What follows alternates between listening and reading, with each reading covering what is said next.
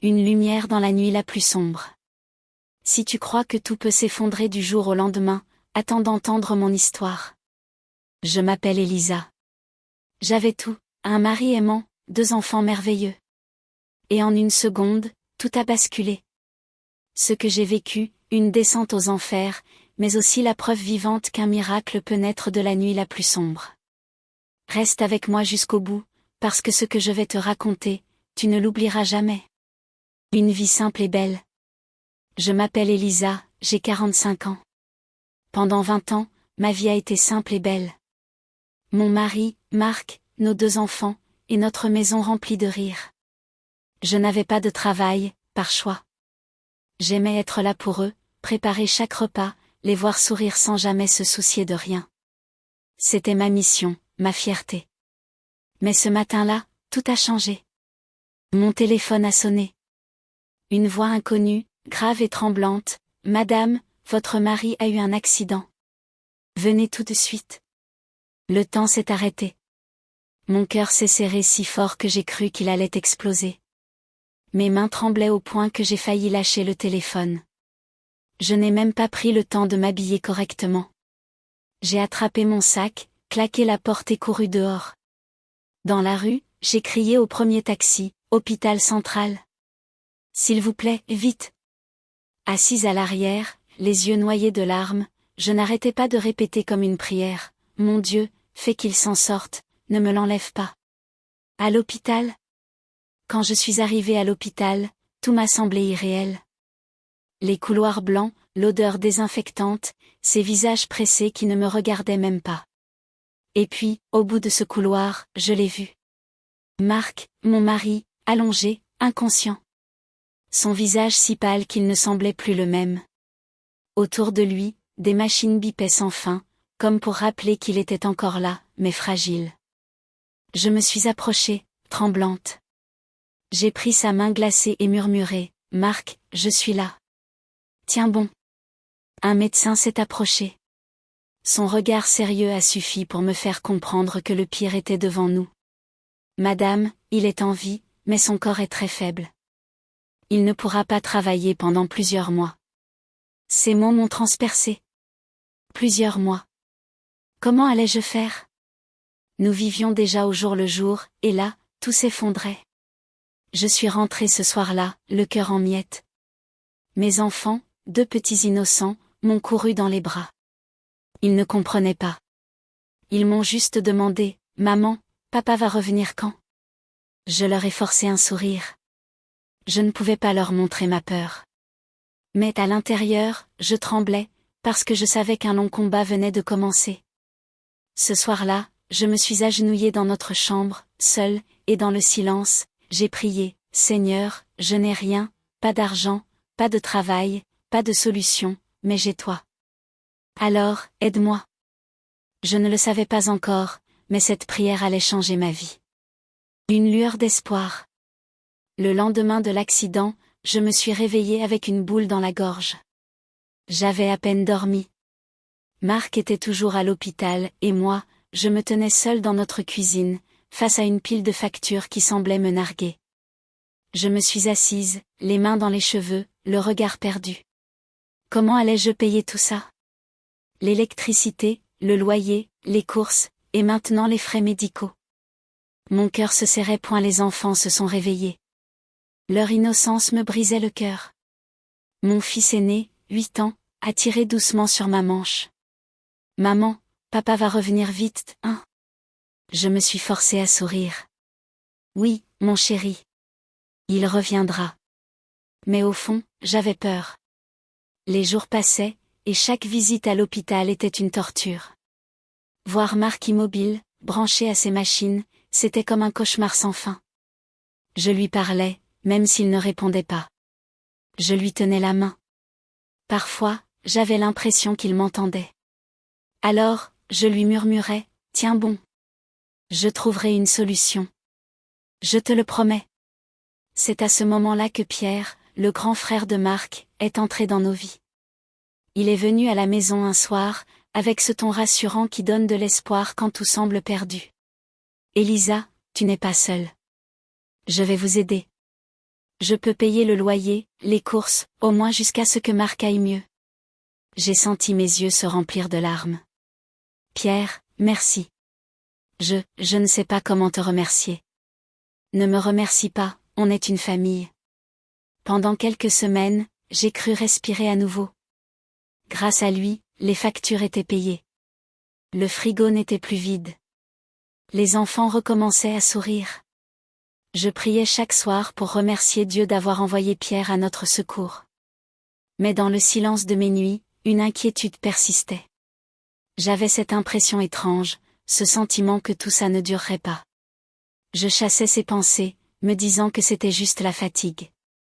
Pourtant, sans le savoir, la tempête la plus violente était encore devant moi. La trahison. Pendant plusieurs semaines, la présence de Pierre nous avait sauvés. Grâce à lui, nous pouvions manger à notre faim, payer nos factures, et garder un semblant de dignité. Je lui étais reconnaissante, mais une nuit, tout a changé. Marc dormait à l'hôpital. Les enfants étaient profondément endormis. J'étais dans la cuisine, en train de ranger la vaisselle, quand Pierre est entré. Son regard n'avait rien de celui d'un frère bienveillant. Il était lourd, insistant, presque dérangeant. « Elisa » dit-il en s'approchant. Je me suis figée. « Oui. » Il s'est penché légèrement, et son sourire m'a glacée. « Je fais tellement pour toi, pour vous. Tu pourrais faire un geste en retour. » Mon cœur s'est emballé. Je ne comprenais pas, qu'est-ce que tu veux dire? Il n'a pas hésité. C'est simple. Couche avec moi. J'ai senti le monde s'écrouler sous mes pieds. Mes mains se sont mises à trembler. Mes joues ont brûlé de colère et de honte. Quoi? Mais tu es le frère de Marc. Comment peux-tu? Il a haussé les épaules avec un calme glaçant. Je paye pour tout, Elisa, et je pourrais arrêter demain. J'ai reculé d'un pas, le dégoût au ventre. Non. Jamais. Tu entends? Jamais. Son regard a changé. Froid, dur, blessé dans son orgueil. Très bien, débrouille-toi sans moi. Le lendemain matin, il avait disparu. Et avec lui, tout notre soutien. Je me suis retrouvée seule, complètement seule. 2 enfants à charge, un mari cloué sur un lit d'hôpital, et aucune source de revenus. Cette nuit-là, je me suis effondrée dans ma chambre, les mains plaquées sur ma bouche pour ne pas réveiller les enfants avec mes sanglots. Je n'avais plus rien, sauf ma foi. Je me suis agenouillée.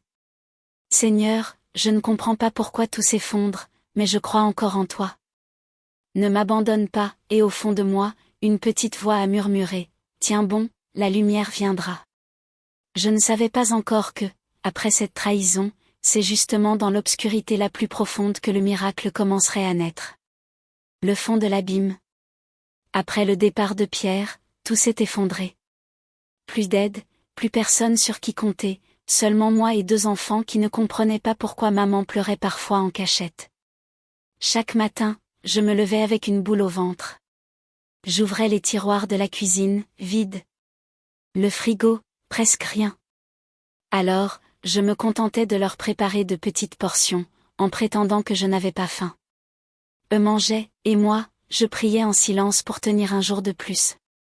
Marc, à l'hôpital, ne savait rien. Je ne voulais pas l'inquiéter.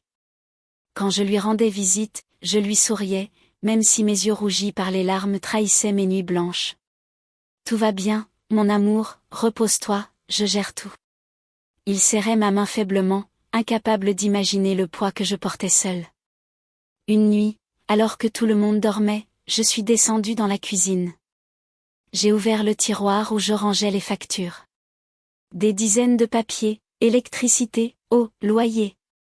Je les ai laissés tomber sur la table, et là, j'ai craqué.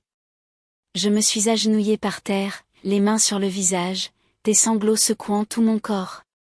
Seigneur, je ne peux plus. Pourquoi moi? Pourquoi nous?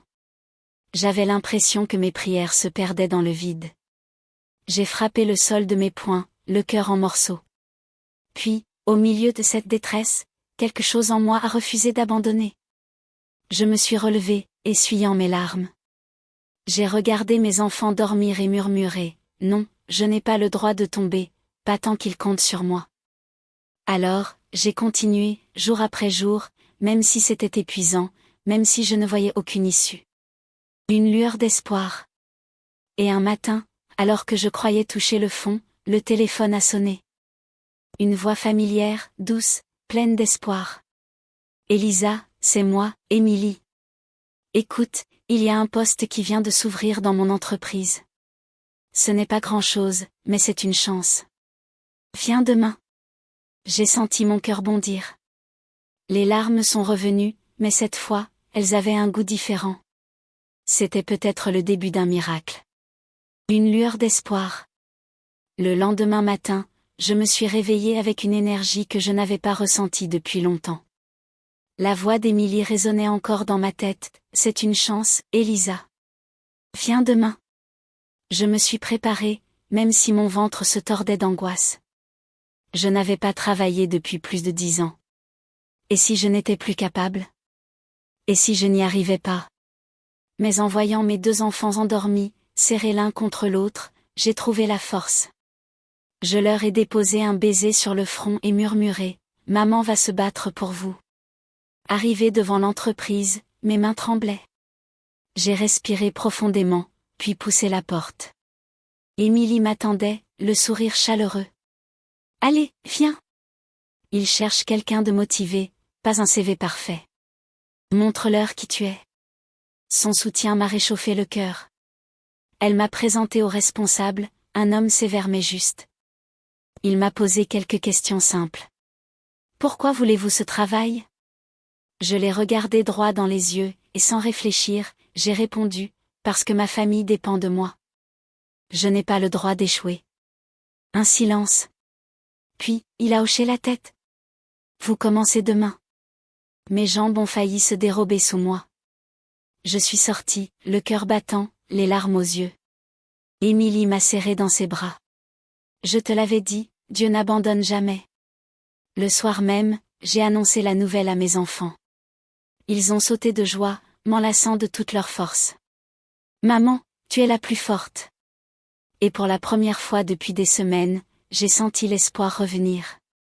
Le miracle de la foi. Le lendemain, j'ai commencé mon premier jour. C'était dur. Mes mains étaient maladroites, mes jambes tremblaient.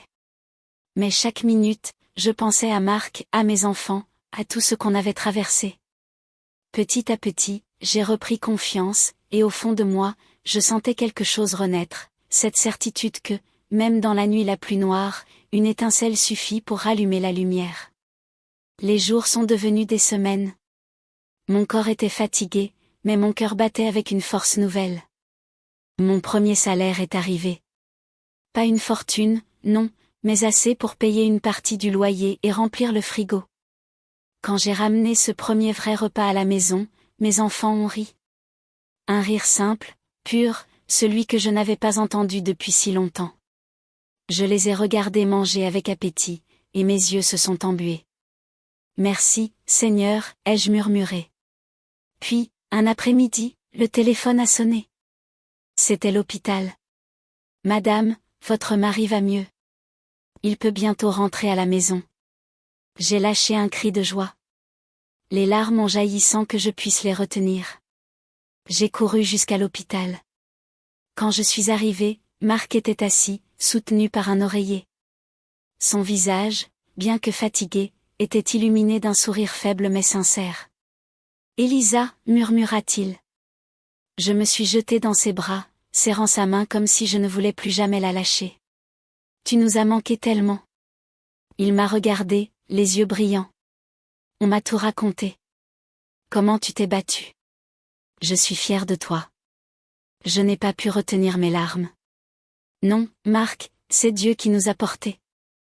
Et toi qui m'as donné la force de ne pas lâcher. Quelques jours plus tard, il est rentré à la maison. Les enfants se sont jetés sur lui, criant de bonheur. Ce jour-là, notre petite maison, si simple, s'est remplie d'une chaleur indescriptible. Nous n'étions pas riches. Nous n'avions pas tout ce que les autres pouvaient avoir, mais nous avions quelque chose qu'aucune somme d'argent ne pourrait acheter, la foi, la famille, et une seconde chance. La leçon d'une vie. En regardant Marc, nos enfants autour de nous, j'ai su une chose. Même dans les nuits les plus noires, il y a toujours une lumière. Si je raconte mon histoire, c'est pour toi qui lis ceci. Parce que, peu importe à quel point tout s'effondre, si tu gardes la foi, si tu continues de te battre, toi aussi, tu verras ton miracle. Peu importe la tempête que tu traverses, il y a toujours une lumière. J'ai cru que tout était perdu, mais j'ai vu le miracle.